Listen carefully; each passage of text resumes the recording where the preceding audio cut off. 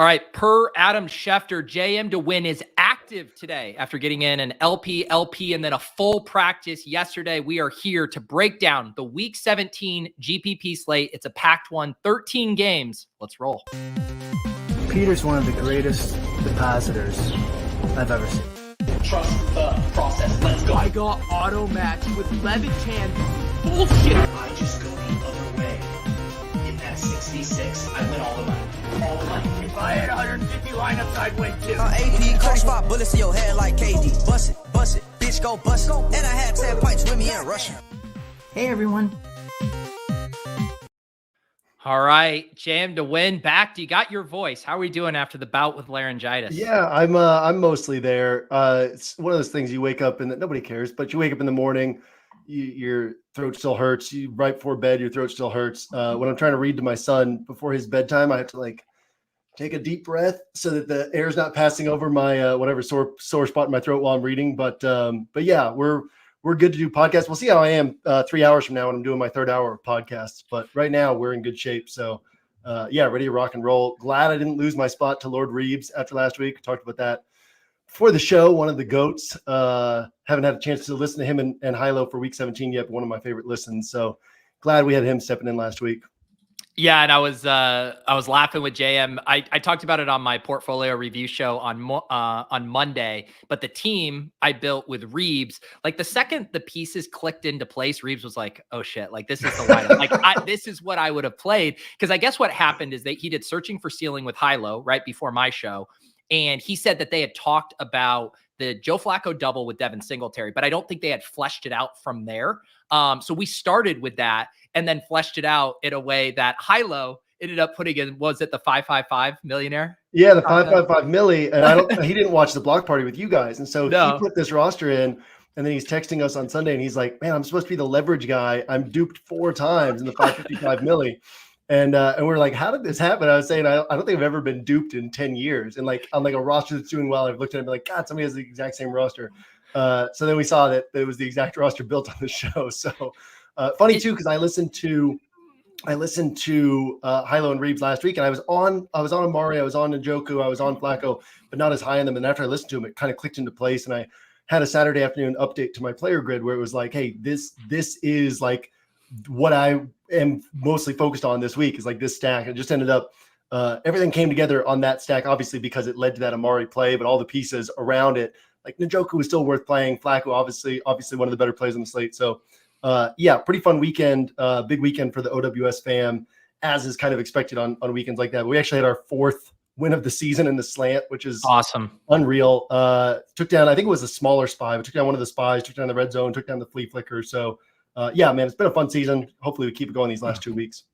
I know. Yeah, we get, to me, this feels like the last, big regular slate, because you get so much chaos in week 18. Not saying that we're not going to play, although I will be in the cash game streets next week. JM, you remember I do. That's right. You play cash games. I don't play week 18. It's like, it's like a different sport, It is. And I prep as if I'm playing. And then when I finish my work on Friday, I don't do playoff content. I don't play playoff DFS. So it's like I finish my work on Friday and I'm like, wait a second, I'm done for the year. The last thing I want to do is go figure out this 15 game slate with all these backup players playing. And so I'm just like, yeah, I'll take Saturday off. So yeah, next week will be an interesting one, but I agree with you. This is the last real DFS slate. Next week is the prize money's still there, but it's a different sport than what we're playing these first 17 weeks. Yeah, so all that to say, we got to take advantage of this one here. I'm going to pull up the macro slate overview here as we pull this up. Like I said, we have one really good game tomorrow night that's not on the main slate. Lions Cowboys 52-point total, but then JM, I mean, so many different ways to go this week. We of course have a lot of injury situations. We're also monitoring. We generally get a few of those resolved while we're on the show on Fridays as that practice news dump comes in. But what are your just overall thoughts of this week 17 slate? Yeah, it's an interesting week in that I was putting together my player grid this morning, kind of the initial pieces and the structure of it. And I have no one-off wide receivers or tight ends that are outside of the handful of games where I'm also interested in the quarterbacks or interested in the way that the games could play out. So my bonus pool, if you're a OWS subscriber, you'll see it later today, but my bonus pool where it's hey, here's kind of the mix and match pieces that don't fit into the light blue chips or the blue chips and aren't part of the build arounds and kind of core stuff.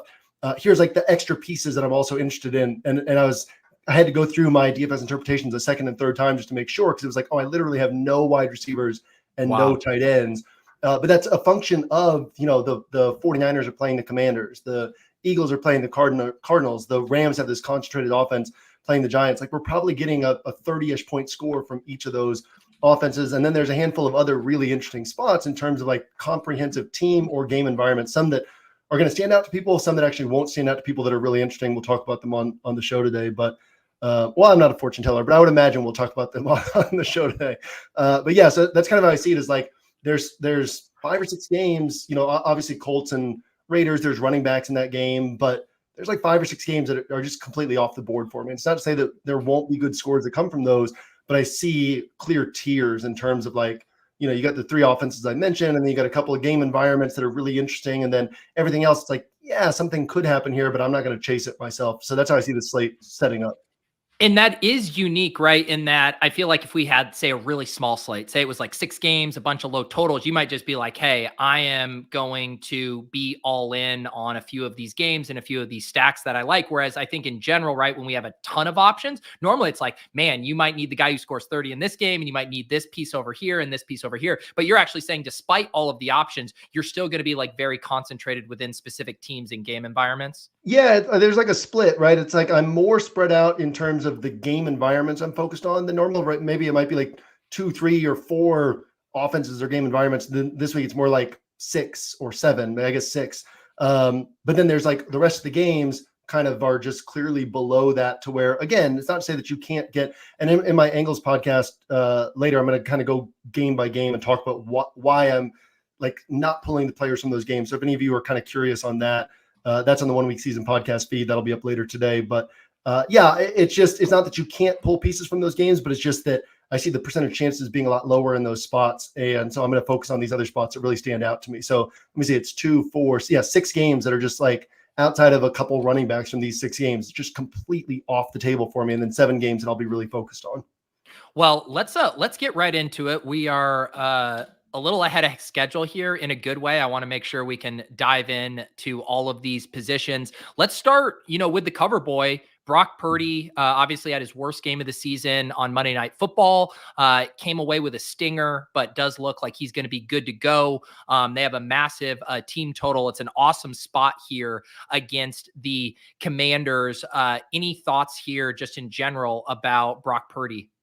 Yeah, I think that box score watchers will probably be, he's playing the Commanders, and the DFS field is smart enough at this point to recognize what a good matchup this is, that Purdy's probably going to bounce back and have a good game. I do think that when you go to click the Purdy button, the box score watchers will feel a little bit more hesitation. If you look at Purdy's stats from the time he took over, if he had been a top 5 draft pick, nobody would have hesitation. It's just this persistent question people have of like, is Brock Purdy going to turn into a pumpkin? Realistically, the game last week, he had 1 bad mistake. Kyle Hamilton made a good play, picked the ball off. And then he had, 2 tipped passes. I was listening to PFF this week, and they were pointing out that percentage-wise, tipped passes have a 3% chance of getting intercepted. So 2 different tipped balls that end up being intercepted. Another play where he's kind of pressured from the backside, doesn't see the pressure, looked away from, when he was looking to the right side, the pressure wasn't there. As soon as he looked away to the left, his right tackle got beat. So he doesn't see this pressure coming, gets hit as he's throwing and throws that 4th interception. So like the game wasn't as bad as the statistics look. And it was one of those games where, it wasn't like the 49ers against the Cowboys, 49ers against the Eagles, where they truly blew them out on the field. That was a pretty close game. Just the scoreboard was lopsided. So Purdy, no concerns from me in this spot. I do think, we get like maybe 12% or 14% where we would have gotten 17% if he'd had a big game last week against the Ravens. So that helps us a little bit. But I think the field will be on Purdy and recognize what a sharp play he is in this spot. What's interesting to me is early ownership has obviously CMC really high, but not the wide receivers from this team. Kittle kind of high because his price works out. But obviously there's a lot of value in potentially playing. Debo, last 5 games, CMC has 3 games of 33 plus. Debo has 2 games of 37 plus. And those games where Debo hit are the games where CMC went down. So you have that nice leverage where if Debo's hitting, CMC isn't. We'll talk about that when we get to the building blocks, some interesting things that we can do this week. But just a really nice spot. I mean, everybody knows, right? We don't need to talk too much about it. Just a really nice spot for the 49ers offense. Yeah, and I think you're completely right about Brock is going to come in less than he normally would. I always like using the Battle Royale drafts as a sentiment indicator. And a couple of weeks ago when they played the Cardinals, a similarly good spot, everything lined up. People were taking Brock Purdy 15, 16 overall, always pairing him with one of those Niners. This week, his ADP is like 25.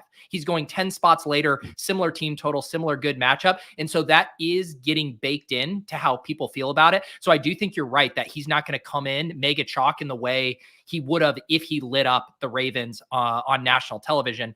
One question, getting your hand in the dirt. I've seen a lot of hand-wringing and concern over Trent Williams potentially being out and what that means for this offense. Does that factor into any of your analysis here?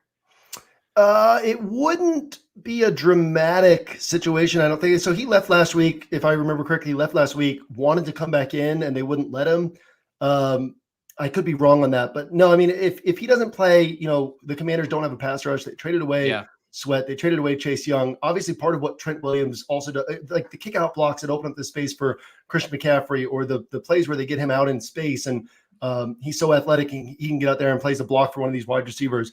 Like that definitely creates a little bit. It's not just the pass rush, right? That creates a little bit of opportunity for the 49ers offense to not be at its best. But I would also consider that it's like what Zandermeer always says with weather. Like people are going to overreact to weather. And so even though weather can impact things, the most plus EV thing over time is just to ignore weather. And so similarly, I think that the narrative around, man, how did the 49ers have these 3 weird bad games in the middle of the year? And everyone's like, hey, Trent Williams was out. Deebo Samuel was out. Like, even though Trent Williams is a left tackle and typically the DFS field doesn't know their offensive lineman, their defensive lineman as well, like Trent Williams has enough name value and enough narrative around him that I think that we could see people kind of thinking about that, overthinking that. And so I would prefer to underthink that, if that makes sense. So definitely makes a difference, right? Not just in terms of pass rush, but in terms of all the other things they use Trent Williams for. But if he's out this week, I don't think it would pull me off of Deebo Samuel and Brandon Ayuk. Yeah. And that's really like, I'm more toward the passing attack in this spot, not because it's a dramatically better, well, it is actually a significantly better matchup, but it doesn't really matter for Christian McCaffrey. So it's not like they project dramatically better. It's just that the ownership gap, they project similar, and the ownership gap is going to be so far on the CMC side that it draws me toward that pass catching side. And so that doesn't really change anything for me there because, it doesn't affect the pass as much as it does the run anyway. It seems like the other, quarterback who's going to be most attractive for people to click this week is Jalen Hurts at home versus the Eagles. He is expensive, 8,300, and yet this is a pretty pristine matchup for them at home here. What are your thoughts on Jalen Hurts this week? It's another weird one where you got Hurts with high ownership, but AJ Brown kind of low ownership, Devontae Smith low ownership. So Hurts was actually, he was like in my player pool. And then when I started filling it out, I didn't put him in. And then I was like, well, you got to put Hurts in, like, don't be hard-headed. He's been banged up all season. He's probably not going to run the ball a ton against this zone heavy Cardinals defense that, isn't going to bring heat on him. So I don't see the clear paths to a ceiling game. I don't see the clear paths to a had-to-have-it game. But at the same time, why I ended up putting him back on my list was it was like, well, realistically, I mean, Patrick Mahomes has one game all year north of 25 points, 25.7, something like that. Lamar Jackson has all these games in the low 20s and could certainly have a game like that this week. Purdy could finish in the low 20s. So like realistically, we could see Hurts end up putting up 27 points, and it's kind of disappointing for his price tag, but that ends up, if you end up on like mid-priced wide receivers who hit, right, and that allows you to get this Jalen Hurts score, like that raw score could end up being the best raw score on the slate. So I think he's overpriced for the expected production, but there is still a way that this slate could fall out in terms of, like, let's say the high-priced running backs go for 22 points and Zamir White and Clyde Edwards-Helaire also go for 22 points, right? Well, all of a sudden now you've saved that salary to pay up for Hurts, and so those raw points from Hurts end up mattering a lot more. So I think there's a way that the slate could play out such that Hurts is optimal, but I don't think it will be from him scoring 35 points, right? And it's like, oh God, I didn't have Hurts. He buried me. I think it would be more about like the way the rest of the slate falls out. So obviously he's always like that type of game's always in the mix for him, but it's just not really what you would expect more often than not in the spot. Before we go down to some of the value plays, do you have any other thoughts on the guys in the high end that we haven't mentioned yet? You got Josh Allen home versus the Patriots, 8,200. Lamar home versus the Dolphins, 7,700. And then this Patrick Mahomes price that keeps getting lower and lower, 7,500 at home versus the Bengals. Yeah, I mean, you could throw Tua is going to come in at like sub 0.5% owned, right? Yeah. So Tua to Tyreek Hill, if you don't have 3% of that in large field play, you're playing DFS incorrectly, right? You just like have to do that, but it doesn't stand out on paper. Doesn't stand out to me for tighter builds. Josh Allen kind of in the Hurts bucket, but with a broader range of outcomes. Like he's not likely to put up a 35 pointer, but he could put up a 27 pointer, 28 pointer. He could also miss like a little bit more than Hurts could. So Josh Allen doesn't stand out on paper, but kind of viable. And then Mahomes, I went into my Mahomes DFS interpretation write-up to be like, look, this dude, like this offense has scored 21 or fewer in 6 of their last 8 games. And they're implied to score 25 or 26 points, whatever it is at this point. Mahomes has one tournament-worthy game all year. And I was going to go in there and be like, it makes no sense to play this guy. And then I started thinking, if there's one spot where Mahomes is just going to like suddenly, surprisingly erupt for a big game, it's going to be like all the negativity's piled up and they're playing the Bengals, this Bengals team that's kind of had their number in the past. And now they don't have Burrow, and Chase has been talking trash this week about the Chiefs secondary. And like, man, Mahomes is probably going to come out and have this big game. And so I thought it would be this super sneaky. My thought was like, man, nobody's going to be on Mahomes. He's going to be 2% owned. And I was like, he's going to be our building block on the show. And he's going to be like the signature play for us this week. And if he misses, that's okay. If he hits, like, great. And then I flip over the cards this morning. He's like projecting for 9% ownership. Yeah. I was just like, this makes no sense to me. But it's very similar to the week when Lamar Jackson had 37 DraftKings points, I think it was. And same thing, like Thursday night, I was like, man, Lamar Jackson's really sneaky. It's not a great spot, but people aren't going to think about him. He's really sneaky. And then kind of look on Friday morning, he's projected for high ownership, and it pulled me off of him because I was like, dude, not good enough spot for him to be high owned. And then he goes out and puts up 37 points. So like I've tried to learn from those things and recognize that even though he shouldn't be high owned and he's going to be high owned, the fact that I identified it as a sneaky spot still means like it's a sneaky spot. So yeah, I mean, I think that Mahomes' ownership is out of whack. Rashee Rice, he's topped 20 points twice all year. He's on track to be one of the most popular wide receivers at 6,900. I mean, none of it makes any sense. But when I identified it as like a sneaky spot, like I still have to let that stand out in my mind. And so, yeah, Mahomes, Rashee Rice, Travis Kelce, that whole thing still, I think, is interesting this week, even though they'll be higher owned than they should be. Yeah. And I think I would, if I were able to bet on Patrick Mahomes not being the second most popular quarterback on the slate, I would make that bet. I think that if people want to get access to this offense, I think they might just say, hey, I'll play one-off Rashee Rice, or I'll play Travis Kelce as a one-off, but just because people, I think, feel so burned. And then you look at the opportunity cost at 7,500 and the other kind of quarterbacks and plays you could get access to. So I don't know, I'm calling a little bit of BS on that, but it is interesting that the algorithm is kind of saying, hey, people are going to be on this guy. There's so many plays in the mid-range that I don't even know which one to highlight. I'll let you kind of choose your own adventure here. Who else jumps out? Because it does sound like there's a couple other quarterbacks you're interested in here. Yeah, we skipped over Stroud. I think Stroud's very interesting. Maybe we'll talk about that game a little bit later. If not, listen to the Angles podcast if you're interested in my thoughts on that. Down at the lower end, Matthew Stafford. People just continue to not play Matthew Stafford. I guess not lower end, but 6,600. I think he's very interesting. And then when we get farther down, there's actually two guys I really like. Tyrod Taylor is, he's going to be somewhat popular just because of what he costs. And that's really why he's valuable. You can kind of work through the numbers. You can Utica it, right? You can be the sim in your head and you can be like, how many passing yards is he realistically going to get, right? 200, 225. Like he's not going to throw for 300 yards. How many rushing yards is he realistically going to get? 20, 30, right? So if he adds 2 touchdowns, that you're talking about like an 18, 19 point game. Maybe things break heavily in his favor and he puts up 22, 23, right? He's not like a tournament winner because of the score he's going to put up, but he could be similar to what we said with Hurts, like just the way that the salary could work out. If all the quarterbacks score mid to low 20s and he's getting in that range for 4,600, that can really help you out a lot, especially, if you're like, hey, I want one. I built a roster earlier where I was like, can I get one 49er piece, one Ram piece, one Eagle piece? I like Darren Waller a lot at tight end, right? So it's like, oh man, you put Tyrod Taylor in here and you can make this happen. And I could fit Nico Collins on there if I went DeAndre Swift as my Eagles piece. And so, I mean, I think that there's a lot to pay attention to in that spot just from what it creates. And then the other one, nobody's going to be on, but Derek Carr, who has, we entered this season, people were really on this Saints team, the Saints offense.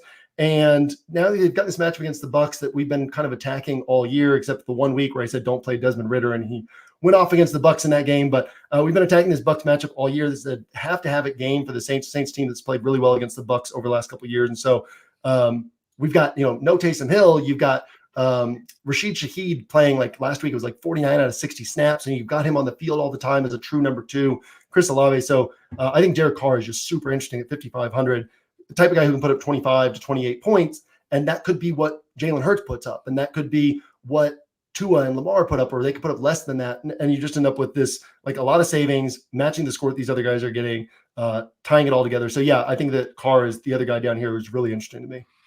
I'll tell you what, this is a complete side tangent, but I promise you people, I will have a Derek Carr stack on DraftKings this week. My Best Ball Mania team that narrowly missed the finals was a Derek Carr stack with him and Olave. I don't think it was going to be very popular whatsoever. Had the Mike Evans bring back. I promise you, JM, I am not going to have that hit and not be able to benefit somewhere this weekend. So I'm with you on Derek Carr. I like it. Ah, man, that's the worst when you have that roster that just barely doesn't make the cut. Yeah, it stings. But yeah, no, I do objectively like the spot this week. I was listening to the Edge audio this morning too, and I don't know who wrote that specific interpretations up, but they were talking about even kind of liking the Rashad White, Chris Olave mini, just the ways you attack it, and the Saints defense not being as imposing over the run. I think they were saying their DVOA run grades have dropped off more in the past 5 weeks relative to what they were the whole season, more than any other team this year. Interesting. Yeah. I mean, just a really interesting game environment when we look up, we have these games every week where you look up and you're like, oh, this game combined for 60 points, right? This could be one of those types of games. Obviously could be low scoring as well, but it's one of those games you could look up and see that. To a lesser extent, the Texans and Titans game is one of those for me as well. But really Bucks and Saints is one of those that could really take off. Yeah, let's I'm trying to think here. I guess one other guy I wanted to ask you about, he was standing out to me in Battle Royale drafts just because he was going completely undrafted. But do you have any thoughts about Justin Fields at home here versus the Falcons? It's kind of a showcase, right? The Falcons are like the one team that it really makes sense for Justin Fields to go there as a starter and them to pay him starter money. Just the way that their offense functions, what they need at quarterback. Yeah, I mean, the Falcons defense is so good, and it's people don't necessarily realize it because the Falcons do give up points, but they give up points because of all the turnovers from their offense throughout the season. But they're near the top of the league in point prevention. They've given up, I think, 2 quarterbacks have topped 236 passing yards against them all season. Like one running back has topped 70 something yards. So yeah, I mean, it's not a good spot. I mean, it's such a not good spot that, obviously DJ Moore has the ankle issue as well, but such a not good spot that I'm not even on DJ Moore, who I'm always on at this point. So, yeah, I mean, I think Fields technically falls into that bucket of, hey, you can always consider him.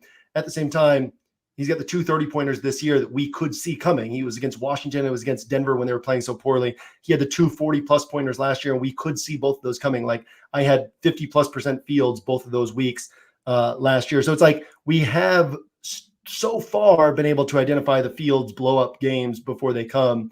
And so, yeah, I mean, I think the chances of it happening are pretty low, but not a guy that I would say don't take a swing on because, he busts off 1 or 2 long runs and it doesn't matter that the rest of the game doesn't go his way. Yeah. Let's transition to running back. You obviously have Christian McCaffrey, very expensive and yet still projecting as an insane value just because his projection is so nuts. We do have some newsy stuff with some other popular running backs. I just saw Isaiah Pacheco is trending toward playing. He returned to practice today. Wow. So that could blow up the CEH stuff, who is trending to be very popular. Where do you want to start at running back? Either high end, value? What are you liking? Yeah, the high end is CMC and Kyren Williams, I think, are really the 2 guys. And I think that it's worth pointing out that we've seen over the last 2 years that more often than not, the most plus EV way to play things is to pay down at running back and to pay up at wide receiver because the ceilings are generally higher on the wide receivers. And we've had a few weeks recently with all the quarterback injuries and then the top wide receivers off the main slate where it just hasn't worked out that way. And it's actually been better to spend up at running back. But I do think that this week you're going to see everybody kind of just auto playing. There's a cat on the roof across the street from me. You're going to just see everybody auto playing Christian McCaffrey and Kyren Williams, where, Christian McCaffrey very easily could put up what's his last several games. So 28, 44, then 19, 22, 33, 21, 20. Like he could very easily put up 20 points, right? Yeah. That's well within his range of outcomes. I think he's topped 24 points like 5 times in the season.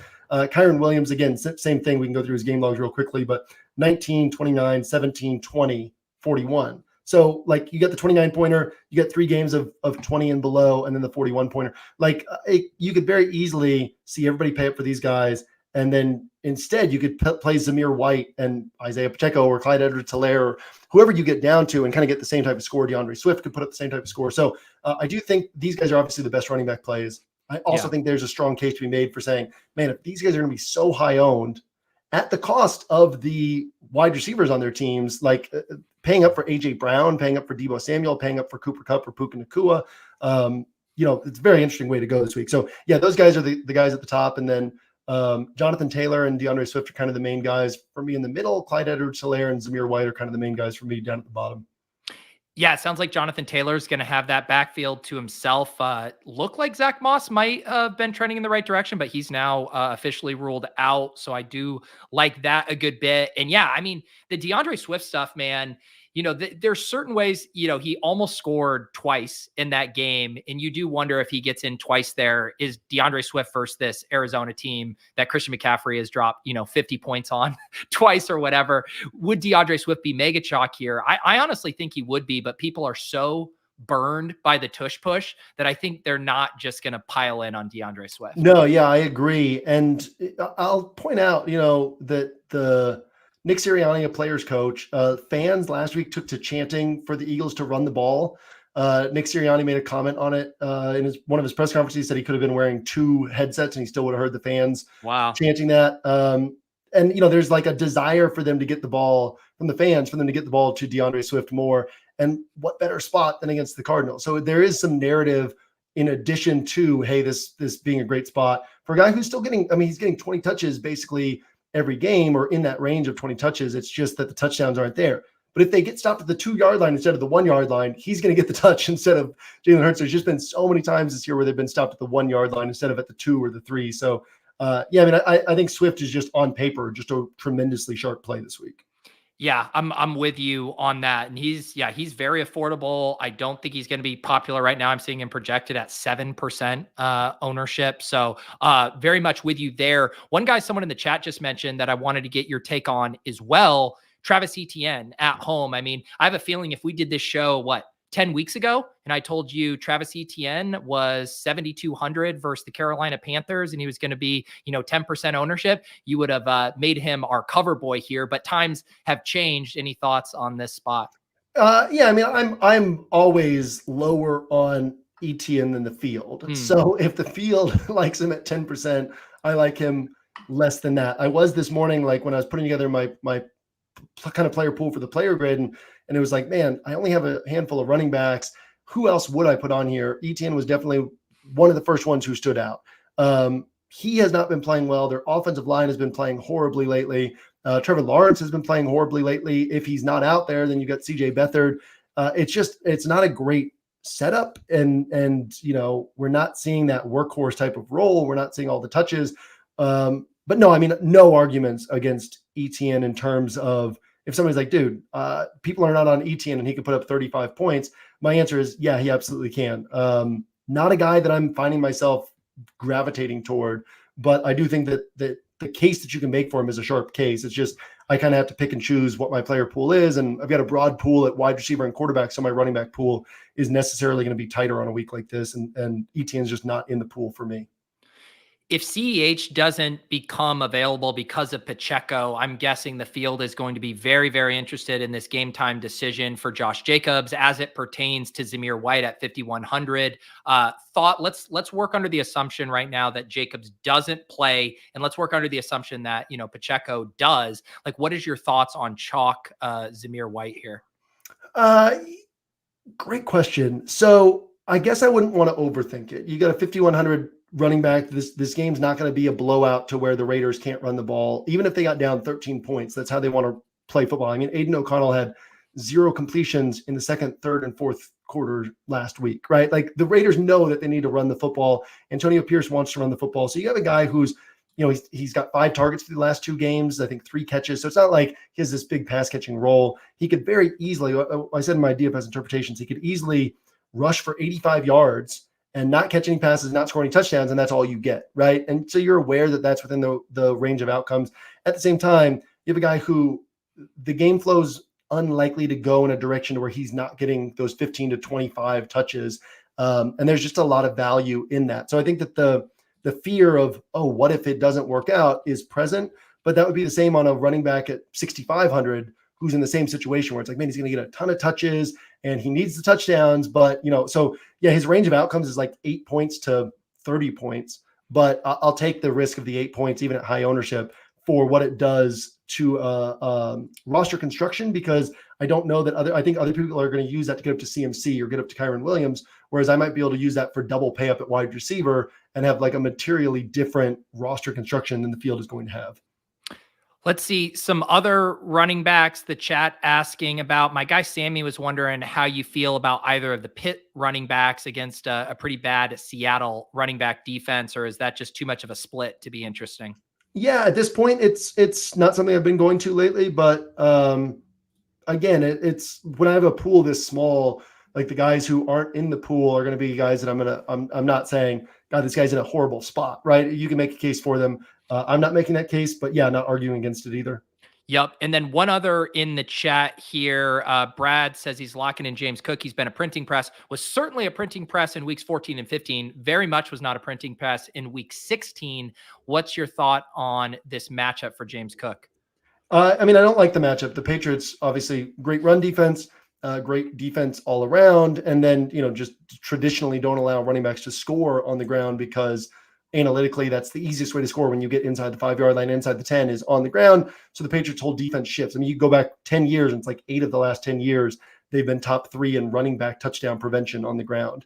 Like literally for a decade, they've been top 3 almost every year. So that's just something the Patriots defense fundamentally does is try to force opponents to score through the air when they get close to the end zone. So not a great matchup. And the price tag is kind of caught up to the role and the production. So not a guy who's on my list, but again, you got a guy who if look, CMC and Kyron Williams are great plays, right? They both of them can go for 40 points, but if they both go for 20 and Jonathan Taylor, right, hasn't topped, I think 21 points all season. DeAndre Swift has barely topped 15 points most weeks. Clyde Edwards-Helaire, if Pacheco's out. So it looks like Pacheco's at practice, but not cleared from concussion, right? Is that what you're seeing? Yeah. Okay.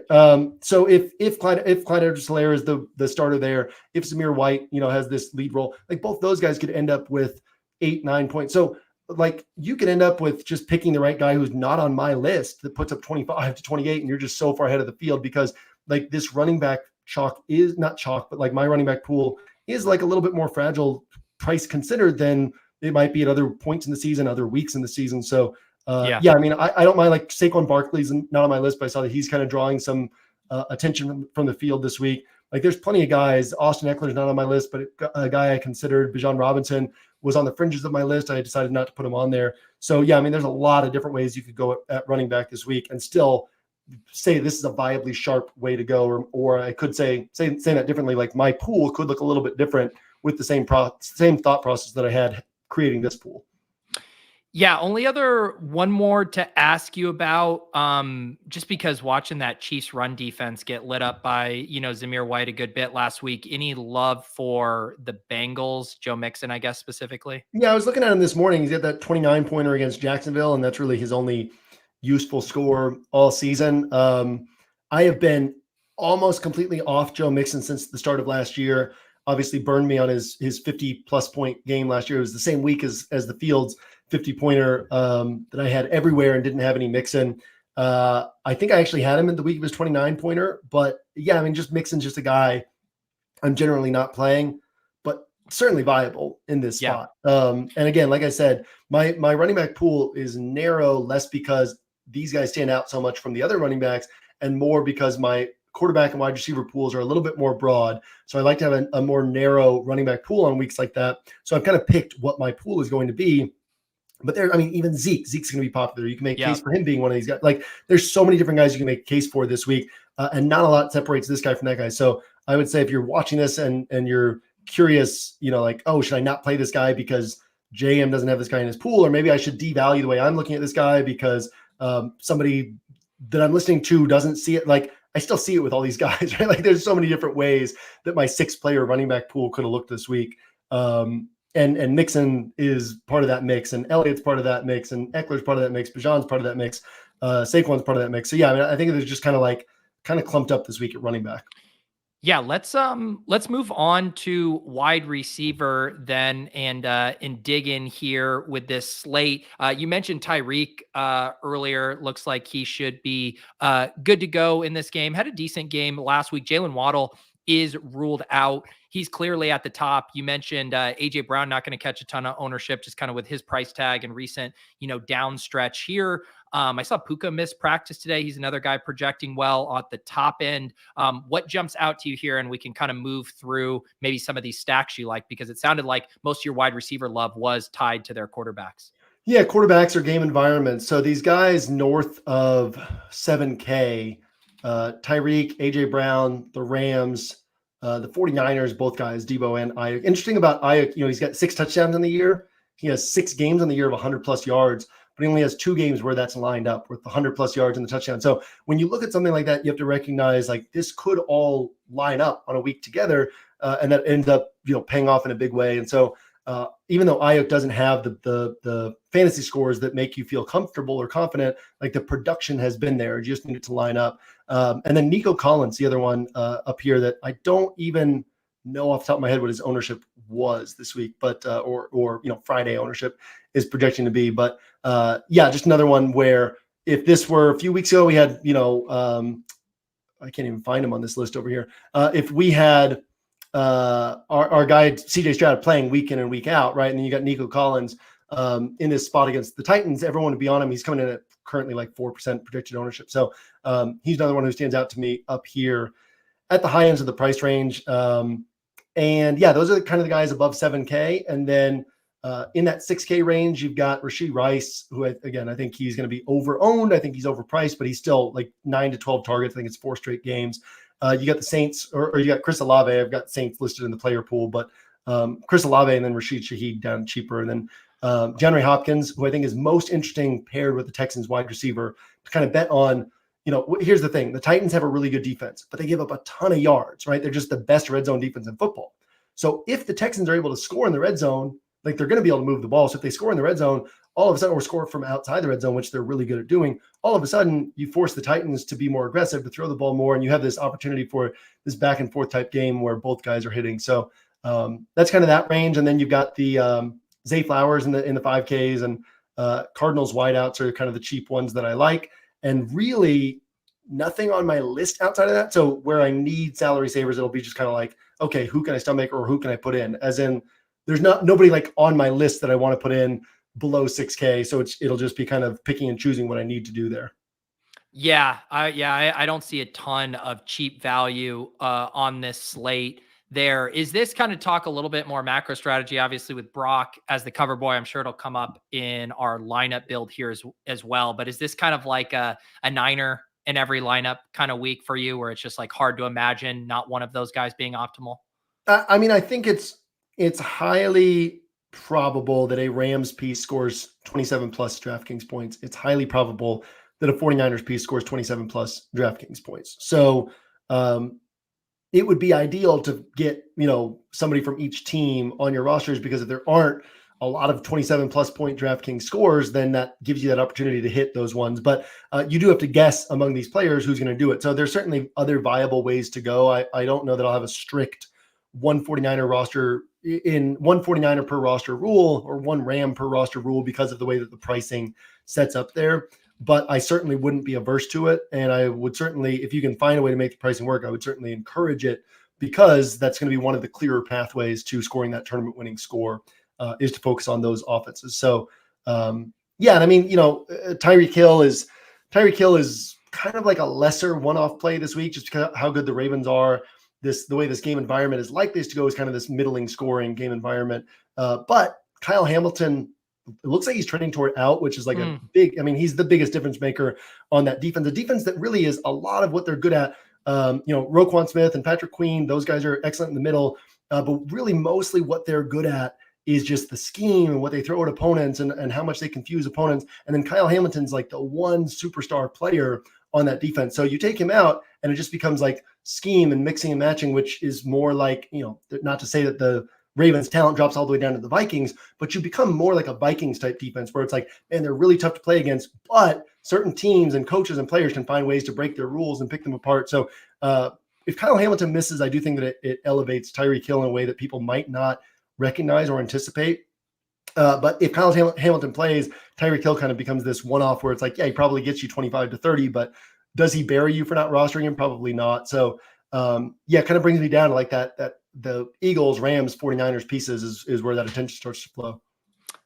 I assume you have some interest in Chris Olave if you're on Derek Carr, 26 DraftKings points last Thursday night. Looks like he should be healthy despite some limited practices, but man, this Bucs defense is fun to pick on. Yeah, I have 3 touchdowns in his last 6 games, which doesn't sound like a ton, but he only has 4 touchdowns all year. Where missing Taysom Hill has kind of helped him, has helped this whole offense in the red zone. Red zone has been a real issue for the Saints all season. So Chris Olave, his chances of a 2-touchdown game are always going to be low, but he can put up 100 yards with ease. He can put up a touchdown. So definitely like Chris Olave. And then, like I said, Rashid Shaheed is just, he's a guy that I've been obviously playing at a high rate all season, and playing him at a high rate when he's been playing 40, 50% of the snaps. Now he's playing 80+% of the snaps. And you've got a guy who still has a broad range of outcomes, but his chances of missing are lower. Like his chances of posting a dud are now lower, and the ceiling on his hits is now higher. So Rashid Shaheed he's grouped in with Olave on my list over here. So when I was saying the cheaper guys I kind of skipped over him, but very much Rashid Shaheed stands out as one of my favorite plays on this slate as well.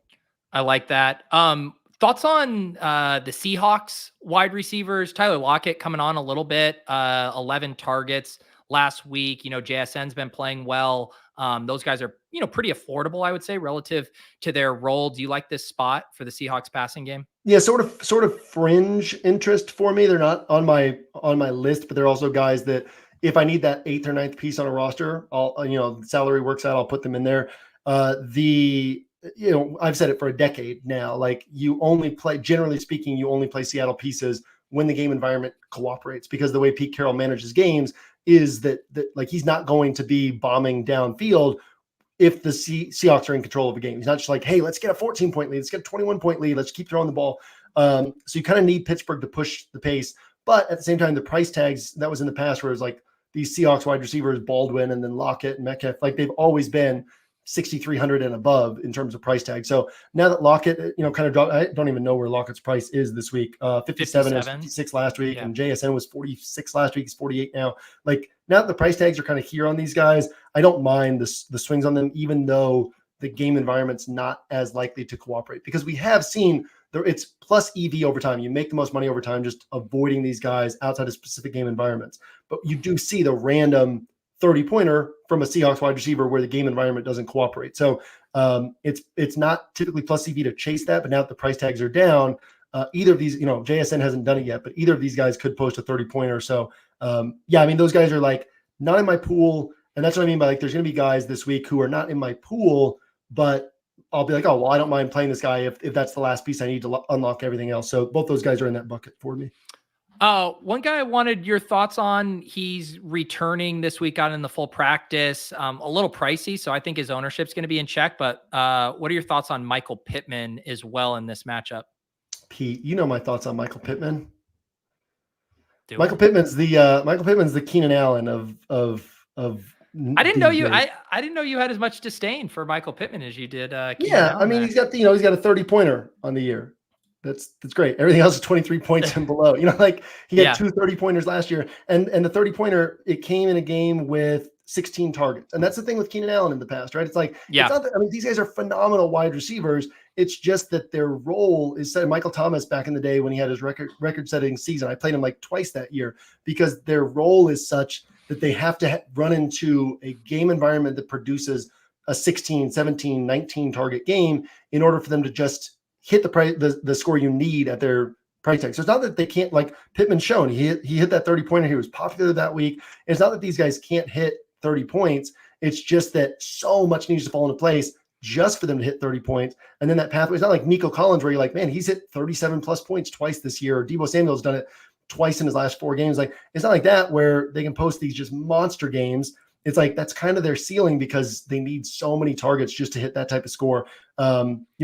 There was the Michael Thomas record-setting year. There was like one game where there was like a broken play and he scores like a 70-yard touchdown and like still had a heavy target game. So he ends up putting up like a true tournament-winning game, right? Like everything has to fall into place for a tournament-winning game, like the broken play and the targets. So yeah, Pittman's like, if people want to play him, great, but they're typically paying up for the high floor that he provides, and every once in a while he'll get that 30-pointer if all the targets fall into place.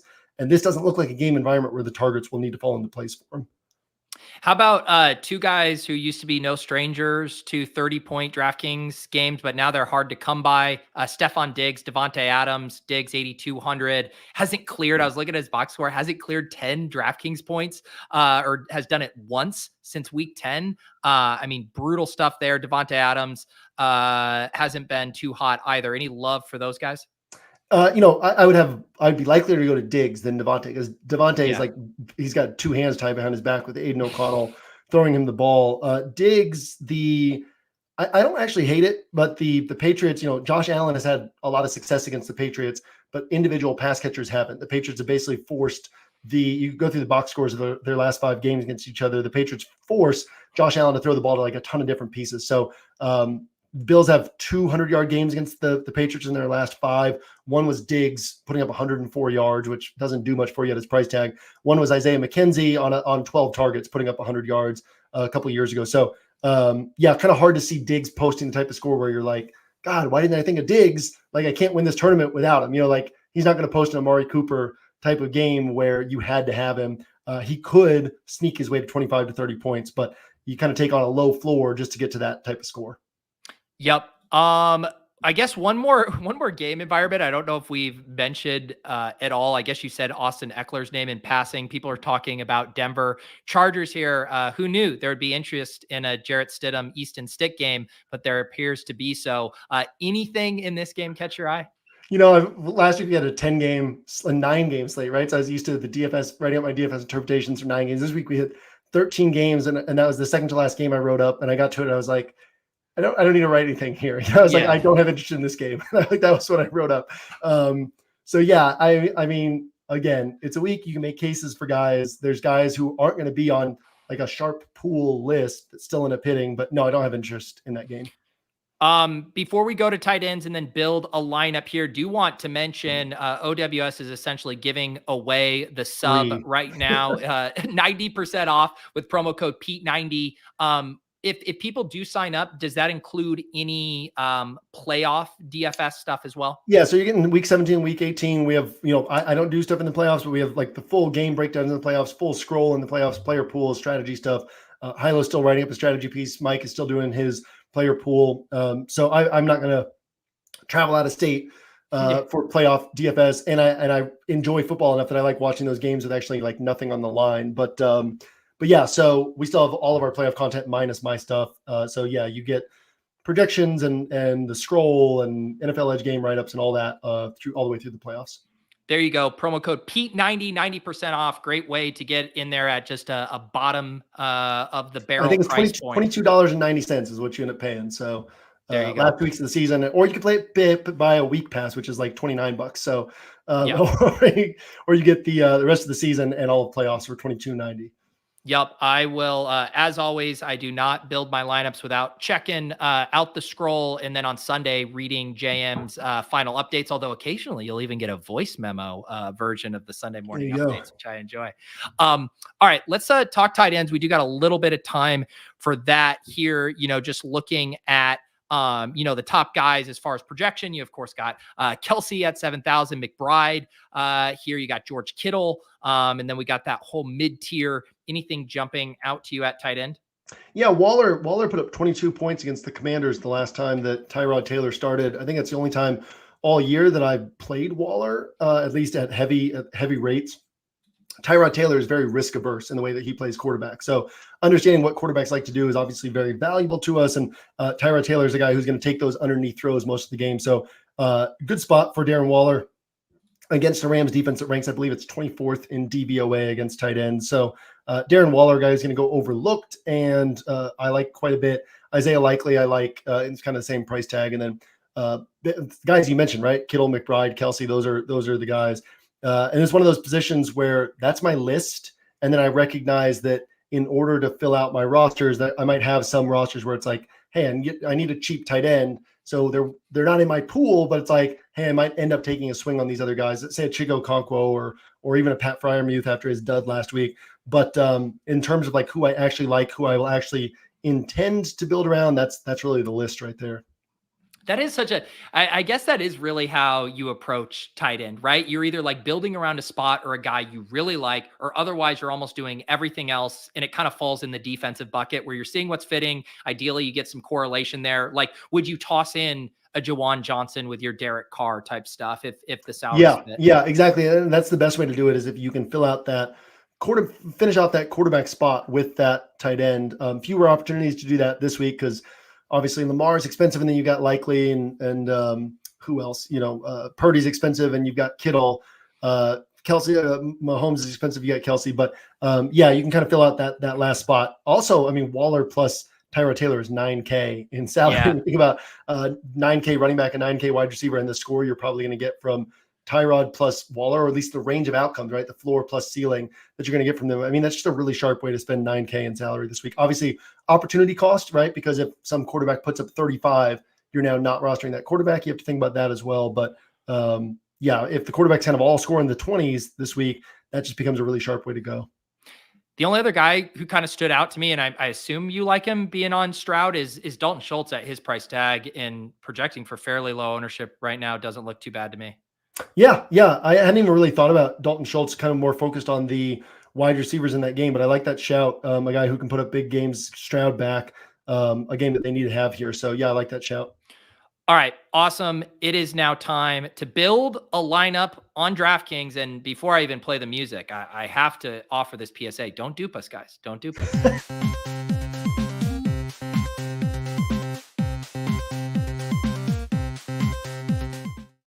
That was the funny thing about that is I was doing my portfolio review and I was going through like the spies and the red zones, and that lineup was duped in all of those. There was at least 2 of that same lineup in all those contests. So people are taking this as gospel here. We've had enough weeks on this show where like the roster we build would have been worth playing. Yes, it is. We need to like throw in one really bad play from now on. It is like there is risk of the dupe. It is going to happen. If you dupe us though, you're going to be like matched up with other people as well. So maybe try to find one thing to do differently on those rosters. Exactly. That's what I even offered last week with Lord Reebs. Like he liked Breece Hall and Garrett Wilson both in that spot. And I was like, guys, you can play just one of those 2. You could mix one it out, but some people had to ride with that lineup there. All right, let me get my formatting here. We do have the Deposit Kingdom League, as always, got it back bumped up to 400. We still got to earn our way back up to 420. We're at 228 entries right now. If you would like to join us in this contest, hop in the Deposit Kingdom Discord, go to the announcement section. You'll find the link there. That is the only place that this link lives. And then I will recap the winners on the Monday morning portfolio review show. JM, where do you want to kick us off here with this blank canvas? Are you a Barbra Streisand fan? Love her. Can't get enough of her. So there's a comedy from the 70s called What's Up, Doc that I used to watch as a kid with my parents, with my family. And there's a guy who plays him. Well, anyhow, Peter O'Toole. No, it's not Peter O'Toole. Anyhow, whoever plays him, Dr. Howard Bannister. And he's got his name tag on it. He's kind of like a bumbling idiot who makes a lot of mistakes. He's got his name tag on at this conference, but it's upside down. And everyone keeps saying to him, "You're upside down." And he doesn't understand what they're saying. He's like turning his head. Anyhow, so this block is called the Dr. Howard Bannister because it is upside down of what other people are going to be doing. So let's go ahead and assume that Isaiah Pacheco is out. Yeah. If Isaiah Pacheco's in, it's great. Nobody can dupe this lineup. What we're going to do on this one is we're going to put in Zamir White. Yep. We're going to put in Clyde Edwards-Helaire, and then not just go to high-priced wide receivers, but go to high-priced wide receivers who are direct leverage off of those high-priced running backs that other people are playing. So we're going to try to do Debo and Kupp and see if it will end up working salary-wise. If it doesn't, we can go down to Ayuk is another way that we could do this. Puka's a little bit less expensive, so that's another way we could do it. But the idea here is to say, what if those high-priced running backs only score 20 points? And what if the low-cost running backs also score 20 points? Well, if those high-priced running backs only score 20, then that increases the chance that one of the pass catchers on those teams is scoring 30. So we get those, we get the leverage, we get the different salary allocation and different roster construction build, just really clear out our path to a first place finish if just one thing breaks our way. So here's the starting point. Would be interesting to see if we can put Purdy on here, but if not, we can always go down to there's Carr plus Shaheed, there's Tyrod Taylor plus Darren Waller that we can go to like have a little bit more flexibility. So we can start with Purdy and then kind of see where we want to work from there. I love this too, and just the how intentional the plays are. And this is something, one of the huge benefits of hand building, right? Where you can start a lineup with really intentional leverage spots in a way that, the optimizer, you might say, block out CMC and Kyron. I don't want to play that chalk, but it's not going to know that when that fails in a way that Debo and Cooper Kupp could be the biggest beneficiaries there. So I love this from a game theory angle.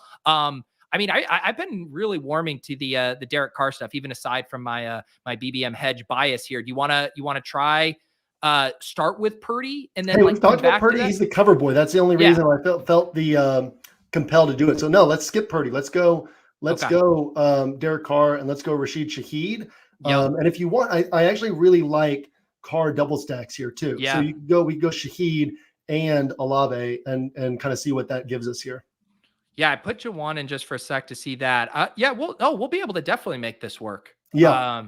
And then, man, this is so fun, right? In that you're now getting in, 3 legit high-end ceiling wide receivers on this build, because even if people are able to get in like Samuel or Kupp or whatever, like they're normally not going to be able to get the third wide receiver in as well up in this price range. Right. And if we're getting sorry, too much talking. You're good. We're getting that's one of the things I like about like this, the double cheap running back is that people aren't going to be able to we get the double leverage off of those high price running backs. And then we also get that third high price wide receiver. So I mentioned, I've built some of these with Nico Collins. I've built some of these with going other directions, but yeah, you can just get like really fun with this wide receiver position here. It would be interesting. I guess there's really no way to get up to Waller at tight end. So no matter what, we're going to be sacrificing at tight end. So I guess we go to defense first and kind of see what do we want to play at defense. Going here, we could go down all the way down to the Patriots, 2,300, right? That's like the one team that you can make that case for, where they're probably not putting up 12 to 15 points, but they're probably putting up 4 to 5 to 6 points, right? They're not killing you. So that's the way we could do this with Waller, or we go cheaper at tight end and go with a different defense. Yeah, let's just real quick look at that 2v2 because I think it's interesting. I guess like Broncos or Chargers defense would probably be like a mid-range defense you would use. Yeah, the defense is the one place I'm kind of behind this week. So you can pick one, throw it in, and let's see what we've got here. Yeah, they're both 2,900, both, backup quarterbacks. Let's just do Broncos at home versus Easton Stick. That gives you 4K, which gets you up to, you're in the Hunter Henry, Pat Freiermuth. So you're kind of looking at a Waller Patriots defense. I know you mentioned Freiermuth or Chig earlier versus those two with Broncos defense. Probably lean to the Waller side, right? Yeah. I mean, when we talk about like what's the ultimate ceiling on these, obviously the Broncos could end up putting up 12 to 15 points, but so could the Patriots, right? If they get one little pick six or something breaks their way. But Waller could genuinely put up, actually his 22-pointer, he also barely missed an end zone catch that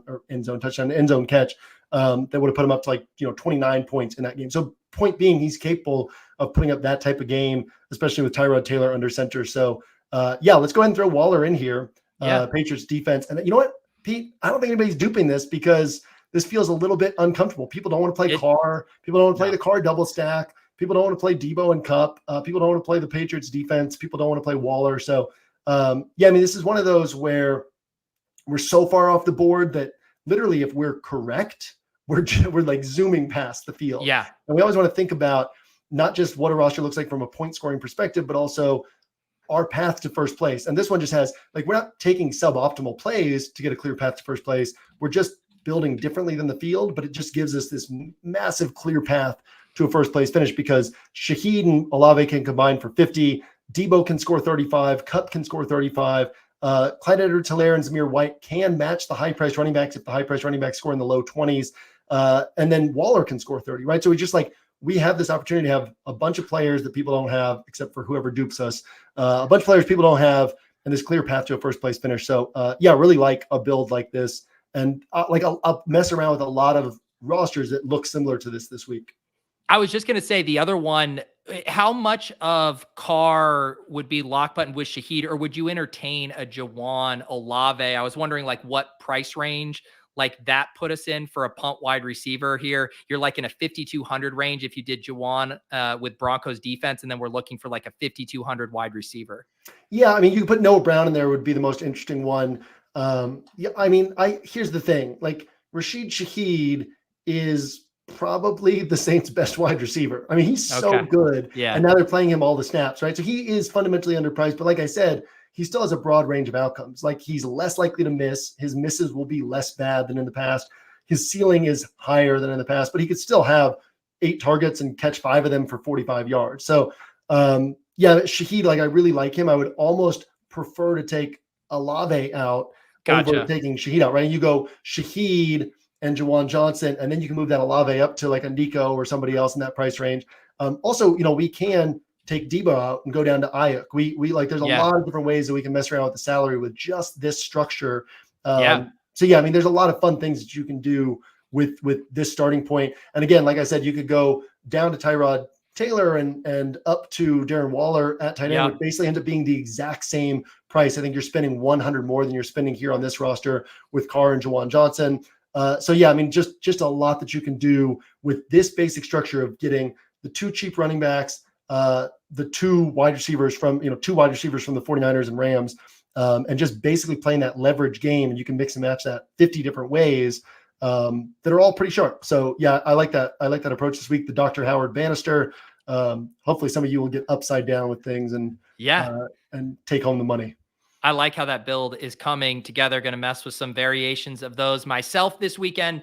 Immediately after this, I'm heading over to the Badge Bros channel. We're going to talk through this week 17 slate through an underdog lens. We'll go through Battle Royale strategy, our favorite scroll down plays, as well as some pick'em builds. I got my full slate of programming this weekend. Saturday night, I have Easy from the Deposit Kingdom. He's a DFS best ball spreadsheet whiz. He's going to come on, get to know him a little bit better. We'll talk a little DFS and best ball. And then Sunday morning, we'll have the week 17 Cram overnight news, all of that. You can get access to those shows, DFS After Dark and the Cram, by becoming YouTube members. You become a hand builder and Opto Bro. You get access to those shows. It also unlocks a channel in the Deposit Kingdom Discord channel where we talk about all of the slates. We post showdown stuff, lots of smart players in there if you want to join that community, as well as getting access to those shows. The only other thing on my end, I posted a 2023 highlight video from a bunch of shows and content that I did throughout the year. That's up on the YouTube channel and on my Twitter feed. Genuinely appreciate you all. Jam, I'm not sure if this is going to end up being our last show together this year, but if it is, man, I've had a blast working on this with you again this year. Yeah, man. Favorite show that I've ever done. So glad we get to do it. Looking forward to next year. I would think we'll do week 18, but yeah, always fun and looking forward to what's ahead. Yes. I appreciate all of you guys who hang out in the chat on these Friday afternoons. Send us your screenshots when you guys are shipping these tournaments on Sunday. For JM, I'm Pete. We'll see you guys at the top.